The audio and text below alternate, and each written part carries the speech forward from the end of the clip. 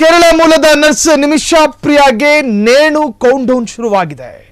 ಕೇರಳದ ನಿಮಿಷಾ ಪ್ರಿಯಾಗೆ ಗಲ್ಲು ತಪ್ಪಿಸಲು ಸತತ ಪ್ರಯತ್ನಗಳಾಗ್ತಾ ಇದೆ.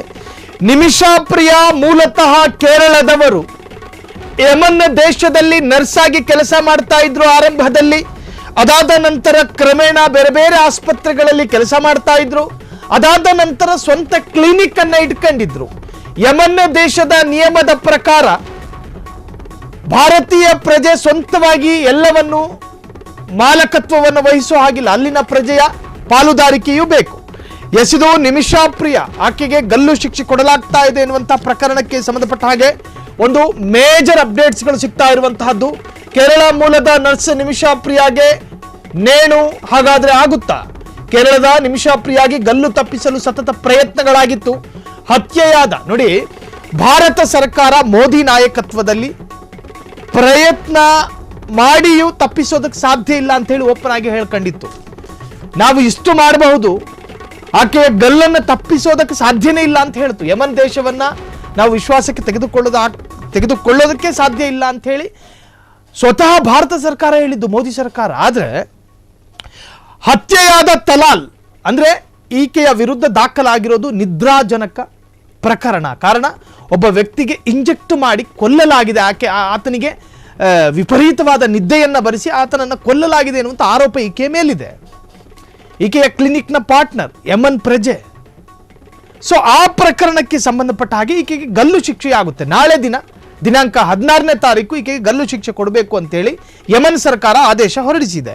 ಸೊ ಈಗೇನಿದೆ, ಮುಸ್ಲಿಂ ವಿದ್ವಾಂಸ ಒಬ್ಬರು AP ಕಾಂತಪುರಂ ಉಸ್ತಾದ್ ಎನ್ನುವಂತಹ ವ್ಯಕ್ತಿ ಯಮನ್ ದೇಶವನ್ನು ಸಂಪರ್ಕ ಮಾಡಿ ಅಲ್ಲಿನ ಸಚಿವಾಲಯ ಜೊತೆ ಮಾತನಾಡಿ ಈಕೆಯಿಂದ ಕೊಲ್ಲಲ್ಪಟ್ಟಂತಹ ಕುಟುಂಬ ಇದೆಯಲ್ಲ, ಆ ಕುಟುಂಬವನ್ನ ಹತ್ಯೆಯಾದ ತಲಾಲ್ ಕುಟುಂಬ ಅಂತ ಹೇಳ್ತಾರೆ.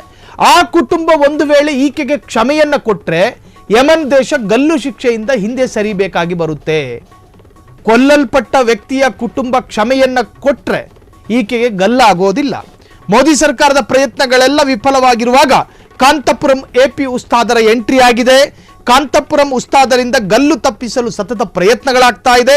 ತಲಾಲ್ ಕುಟುಂಬವನ್ನ ವಿಶ್ವಾಸಕ್ಕೆ ತೆಗೆದುಕೊಳ್ಳುತ್ತಿರುವಂತಹ AP ಉಸ್ತಾದ್ ಇನ್ನೂ ಕೂಡ ಅಧಿಕೃತವಾಗಿ ಯಮನ್ ಸರ್ಕಾರ ಗಲ್ಲು ಶಿಕ್ಷೆ ಕೊಡಲ್ಲ ಅಂತೇನು ಹೇಳಿಲ್ಲ. ಗಲ್ಲು ಶಿಕ್ಷೆಗೆ ಈಕೆ ಗುರಿಯಾಗಿದ್ದಾಳೆ.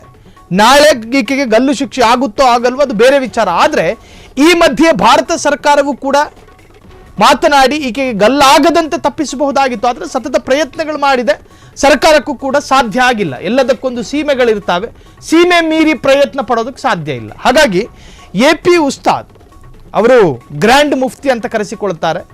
ಅವರು ಮುಸ್ಲಿಂ ವಿದ್ವಾಂಸರು, ಮುಸ್ಲಿಂ ಪಂಡಿತರು. ಅವರು ಪ್ರಯತ್ನ ಪಟ್ಟಿದ್ದಾರೆ. ಕಾರಣ 22 ಅರಬಿಕ್ ರಾಷ್ಟ್ರಗಳಲ್ಲೂ ಕೂಡ ತನ್ನ ಹಿಡಿತವನ್ನು ಸಾಧಿಸಿದ್ದಾರೆ. ಹಾಗಾಗಿ ಯಮನ್ ದೇಶ ಮುಸ್ಲಿಂ ರಾಷ್ಟ್ರ ಆಗಿರೋದ್ರಿಂದ ಅಲ್ಲಿನ ಸರ್ಕಾರದ ಜೊತೆ ಮಾತನಾಡಿ ಈಕೆಗೆ ಗಲ್ಲಾಗದಂತೆ ತಪ್ಪಿಸೋದಕ್ಕೆ AP ಉಸ್ತಾದರಿಂದ ಪ್ರಯತ್ನಗಳಾಗ್ತಾ ಇದೆ. ಇನ್ನೂ ಕೂಡ ಅಧಿಕೃತವಾಗಿ ಗಲ್ಲು ತೆರವಾಗಿಲ್ಲ. ಕ್ಷಣ ಕ್ಷಣದ ಸುದ್ದಿಗಳಿಗಾಗಿ ಫ್ರೀಡಂ ಟಿವಿ ಸಬ್ಸ್ಕ್ರೈಬ್ ಮಾಡಿ, ಲೈಕ್ ಮಾಡಿ ಹಾಗೂ ಫಾಲೋ ಮಾಡಿ. ಹೊಸ ಸುದ್ದಿಗಳ ನೋಟಿಫಿಕೇಶನ್ಗಾಗಿ ಬೆಲ್ ಐಕಾನ್ ಮೇಲೆ ಕ್ಲಿಕ್ ಮಾಡಿ.